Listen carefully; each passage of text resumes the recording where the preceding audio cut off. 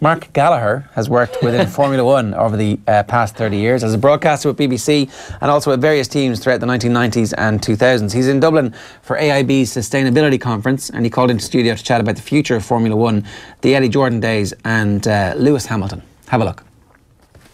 Okay, so I'm delighted to say that Mark Gallagher is in town and he's joined us in studio. He's in town for AIB Sustainability Conference. You're very welcome, Mark. Nice to be here, actually. It's great to have you. Yeah. The AIB Sustainability Conference, talk to us a little bit about that. And you were making a keynote speech, I think, this morning. Yeah, a keynote speech really about sustainability from a Formula One point of view. And actually, I think a lot of people think sustainability is purely about the environment. Environmental sustainability is what tends to come to mind. This is about really creating businesses that are truly sustainable, both in terms of what they do for a business, but also for society and for the community at large. And I think, coming from the world of Formula One, seems slightly unusual, I think, to have someone from Formula One speaking at a sustainability conference, because it looks like a pretty unsustainable sport, So it's an enjoyable challenge for me to come in and talk about the massive changes that have taken place in our sport over the last 10 years and how we've made it more sustainable. Yeah, that's the conversation I want to have with you today about the changes we've seen. But it's interesting you mentioned that there could be this perception that Formula One is the most unsustainable sport out there. But in fact, if you Google Formula One and sustainability, the first thing is a heap of articles, including one from Forbes saying, believe it or not, Formula One is actually one of the most sustainable businesses out there. Yeah. Explain us how they come up with that idea. Like, I've read the article. It's quite complicated as to how they go into when it comes to profit margin and things like that, but it all makes sense. Yeah. I mean, the reality is that, I think people's perception of Formula One is that we destroy the planet live on television on a Sunday afternoon.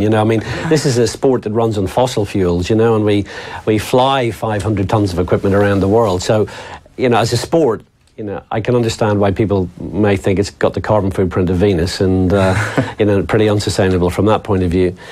The reality is that the sport went through a massive challenge during the financial crisis in 2008. I mean, our business model arguably broke in terms of Formula One used to exist on sponsorship. And actually, most of that sponsorship came from big tobacco. And that's all gone. That's not how we make our money today. So we make our money today as a sport by using our research and development budgets for Formula One to create amazing technologies, which we then sell into industry. And the weird thing is, most of the technology solutions, or many of the technology solutions which we now create, are all to do with energy efficiency, renewable energy, efficient powertrains or engine solutions, hybrid technology, all that kind of good stuff. So the weird thing is, we look back now over the last 10 years and find, actually, we've gone from being a sport which used to promote tobacco and smoking into becoming a sport that now is a technology incubator for some really cool things which actually do benefit society. So I think we're in a better place today in 2018 than we were 10 or 15 years ago. Yeah, it's very true. I think you've given everybody here just a right pang of nostalgia there when you mentioned cigarette sponsorship. I think everybody, certainly my generation, would remember Marlboro as much as Michael Schumacher as their first foray. At the risk of giving tobacco companies more brand mentions, I mean, I grew up as a kid in Belfast, and the teams in Formula One in the 70s were John Player Special and Marlboro, and the tobacco had a huge influence on the sport really from 1968 onwards. And of course, when I worked with Eddie Jordan at the Jordan Grand Prix team, we were sponsored by Benson and Hedges. So, the sport was very closely aligned with the tobacco industry, and it actually made for quite an uncomfortable feeling at times, because at the end of the day, we were promoting something which we all know leads to huge health costs around the world. So the sport's gone through a massive shift over the last, as I say, 10 or 15 years, and it's been a good thing because we've arguably ended up in a better place. And I think this is why, speaking at the AIB Sustainability Conference, it's a good opportunity for me to share some of the insights as to some of the transformation that's taken place. Yeah, and you can speak very well in the transformation. You've been involved in sport for 35 years. I guess that means congratulations. I'm not sure, does it mean commiserations? 35. Yeah, please don't mention that. That's not good. That doesn't make for good listening on my side of the desk. Like, when everybody thinks about Formula One, they think of glitz and glamour. Would you say it's been 35 years of glitz and glamour and leading the high life for you? Oh yeah, I mean, it's just been a champagne moment for 3.5 decades now. Honestly, it's like, I think it's like anyone who works in professional sport will say to you that the highlights, you know, the moments of success, the champagne moment, if you like, is 1 or 2% of the time. You know, 98% of it is seriously hard work. And I think, you know, I was actually talking to someone at the conference this morning who was asking me about Jordan Grand Prix starting up in 1990 and 1991. I was there with Eddie right at the beginning. I mean, Eddie put every penny that his family had on the table to create that team. And in the early years, we courted bankruptcy, you know, pretty closely. And you're talking about the lives, not just of his family, but all the employees of the business. You know, we went through a lot of heartache, you know, before the team ever became successful. And then, obviously, later on, it became super successful, Grand Prix winning team, and it was fantastic to be part of. But I can honestly say that when I look back on it, yes, I remember the good days, but I could also tell you many, many moments when it was tough going. Did you have your doubts? Oh, yeah, and I would think if Eddie was sitting here beside me, I'm sure he would admit he had his doubts. I mean, he famously talks about sitting in a cafe at Silverstone in December 91 with the team literally on the verge of bankruptcy, and he was probably a week away from closing the doors. And if that would have meant that he was broke, he would have lost absolutely everything. And that was a tough moment for him. And he had his doubts about whether he had done the right thing for himself, for his family, for the team, for all the people who were involved in it. But like any entrepreneur who's serious about being successful, he had put everything into the business. Ultimately, it swung in the right direction. And, you know, Eddie went on to not only having a very successful Formula One team, but when he cashed out, I mean, he made a great deal of money out of Formula One, and you have to hand it to him. I mean, he did the classic entrepreneur startup, built a business, sold it at the peak, and did very well out of it. How much did you learn from that experience? I mean, in terms of building yourself as a character, obviously it's quite early in your career in Formula One. Yeah. Not just in terms of what you've seen from Eddie Jordan, who, as you say, in hindsight, was a genius when it came to Formula One, but in terms of your own development as a character, in terms of hardening you and coming that close to being involved in a team that went down. The reality is that all the successful people that I've come across within Formula One, all the individuals, they all have a backstory that involves adversity. And I suppose my big takeaway after 35 years in this business is it's the people who stick at it. It's that resilience. It's the preparedness to keep on going and keep on pushing towards what it is you want to do. Very often the people who succeed are actually the people who simply kept at it. Sure. You know, people fall away all the time. It gets a bit tough. You know, they have a bad moment. You know, they go through a couple of years where things look bleak, and they just pack it all in and they go away. I mean, I feel very privileged to have worked in the sport as long as I have. I mean, I definitely sacrificed a great deal, probably the first 20 years of my career. You know, in my 20s and 30s, I was putting it on the line. You know, my wife and family were having to put up with the fact that I was away for months at a time, you know, pursuing this career in Formula One and pushing the envelope in every way and stretching myself. But people like Eddie inspired me because, you know, Eddie was a very inspirational guy to work with. I mean, it was interesting. In 1991, he was regarded as an upstart. In 2018, if he came around again, he'd be regarded as a startup, you know, entrepreneur. You know, he had a vision, and my goodness, he went for it. And, you know, to sit in a meeting with Eddie at 8:30 every single morning, talking about the deals that we're going to do, the sponsorships we're going to get in, the next opportunities, the next business relationships we're going to build. Eddie was relentlessly focused on making it a successful business. And he got there. And that taught me a huge amount about resilience, about never giving up, about, you know, if you really genuinely feel that you have a vision of where you want to be, you absolutely should pursue that. And, you know, it's the people who fall by the wayside, the quitters, that in some ways we learn more from them because it's so easy to give up. It's much, much tougher to just stay the course. Yeah, because I ask it in the sense that, say, if you were to put yourself into the upstart situation now in the year 2018, that you probably still would have made it. It would have been maybe a very different set of skills, maybe more kind of that would be more accompanied to the technological advancements that we've made down through the decades. but ultimately those characters of perseverance in terms of sticking through it are still the things that get rewarded in top-level business and in top-level sport. You know, it's interesting. For all that people talk about Formula One as a sport of technology, it's the people who make a difference. I mean, no question about it. I mean, if you want to know why is Lewis Hamilton about to win a 5th World Championship title, he's about to win a 5th World Championship title because he has worked his head off at every aspect of being a top-level Formula One driver. The guy is formidable. He's a robot. He gets in that car and he absolutely delivers every single weekend. Similarly, the Mercedes-Benz team, yes, they have a good budget, they have a nice factory and great technology. So do all the other teams. The differentiating factor for Mercedes-Benz is that they have a formidable team of people and they're incredibly well led. So for me, really a big takeaway has been it's about people and leadership and the way teams of people are inspired to work together. That's what leads to success in our sport, and I think that applies to any other sports business in the world. Yeah, for sure, because I was watching you give a speech about risk management recently, and I guess it kind of ties into the area of innovation a little bit. It's very interesting watching that in the context of watching other sports, because you speak about the idea of complacency, and my take on it is being complacent in Formula One has a far bigger risk attached to it than being complacent in any other field in the world. And I would say, you can disagree with me if I'm wrong here, but over the last 20 years, the presence of complacency in Formula One has been reduced quite dramatically because we've seen catastrophic incidences.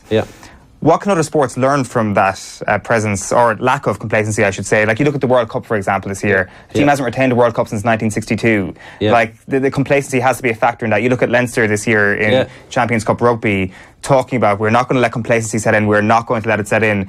But you can't control that. It seems that Formula One have done something to be able to control that to a certain extent. Of course, like you talk about Bianchi as well, that there are certain there have been catastrophes, but for the most part, complacency hasn't been a factor. That's because it's a top-down thing. There's a top-down culture in Formula One based around effective safety and risk management.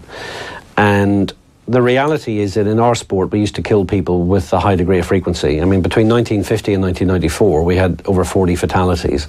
We've had one since. I mean, that's a pretty amazing turnaround.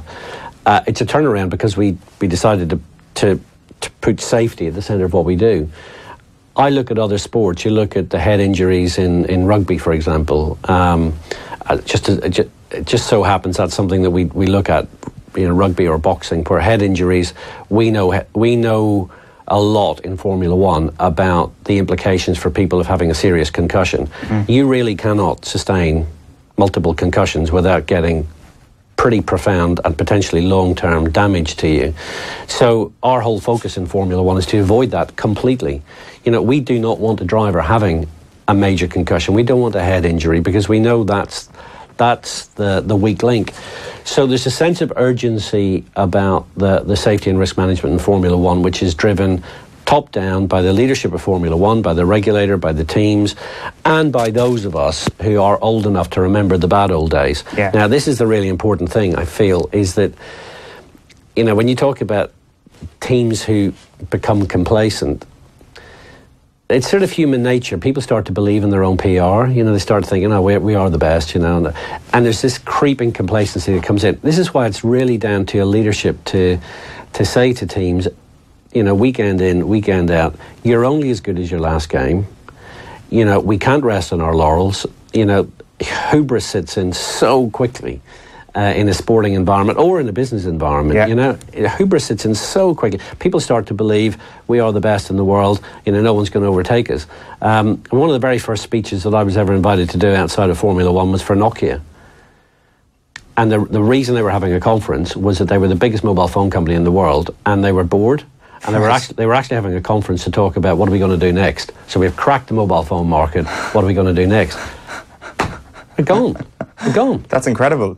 So the reality is, you see complacency in all shapes and sizes in sport and in business, and that's one of the reasons why the leadership team, every morning they get out of bed and come into work, they need to inspire the people who work for them into realising We absolutely have to deliver out of our skins every day, and you've got to get that sense of urgency driven home. Yeah, it's very interesting putting that into the context of the current Formula One landscape as well. You mentioned Lewis Hamilton, on course to win his 5th World Championship, which is amazing. Yeah. But he's the person who goes in front of the microphone, and I sometimes watch Lewis Hamilton and I say he's quite cocky. Yeah. And that might be an unfair representation of him, and maybe that cockiness is what he needs to sort of channel in terms of that deep level of determination.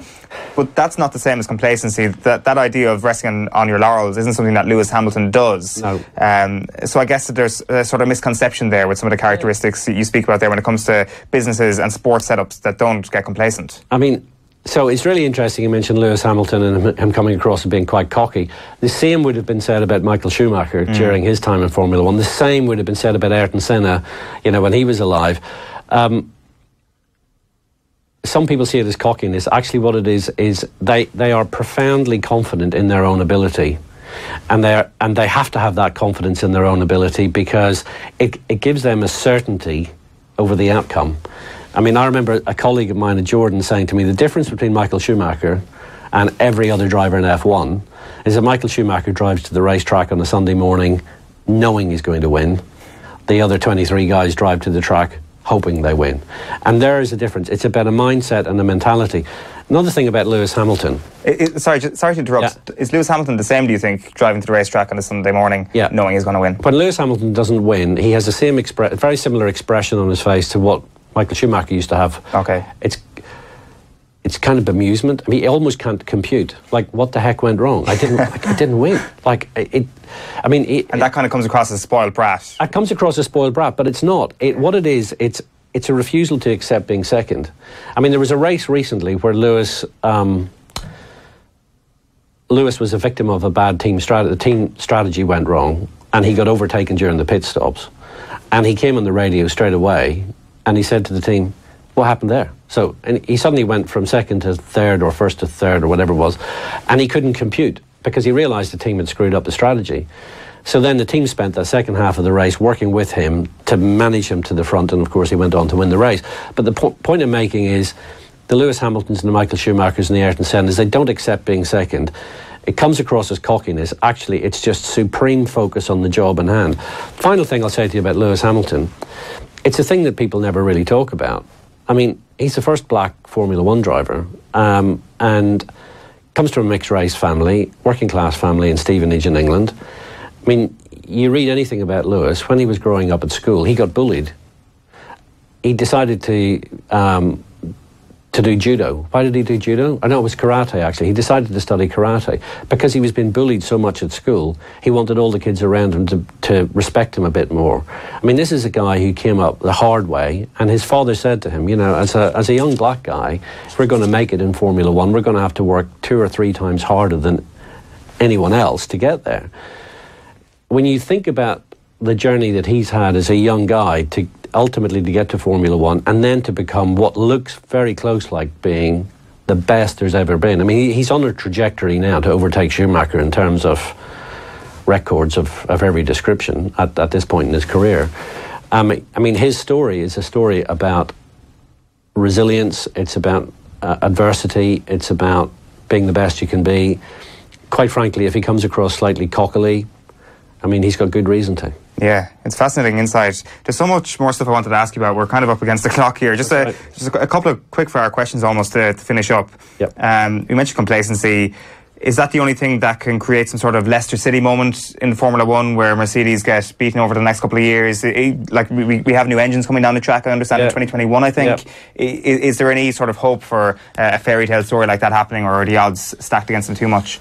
The odds are stacked against that too much at the moment, but it's very interesting that one of the things the sport is trying to do is to re-inject the opportunity for another Jordan to come along. Sure. They want to give the small guys a chance, and there's a big debate going on within Formula One about how we create that opportunity, because we know we lose audiences when you have the same predictable outcome every weekend. Yeah. Formula E, is it a threat? I know we're talking about AIB Sustainability Conference today, and Formula E's whole aim is sustainability. Is it a threat to Formula One, given how far down that path they are? No, Formula E is not a threat to Formula One, because actually so much of the technology in Formula E is from Formula One. So, for example, the batteries that power those electric Formula E cars are manufactured by the McLaren Formula One team. Okay. So actually Formula E is complementary to Formula One, and I have no doubt whatsoever, probably this side of 2030, Formula One will eventually go fully electric as well. Max Verstappen won a race before he had his driver's license. Yep. Those kids who are at home playing Fortnite at the moment, can they be the next top race drivers? Absolutely. So the kids at home at the moment playing Fortnite, what they need to do is register for the Formula One Esports World Championship, which actually started this week again.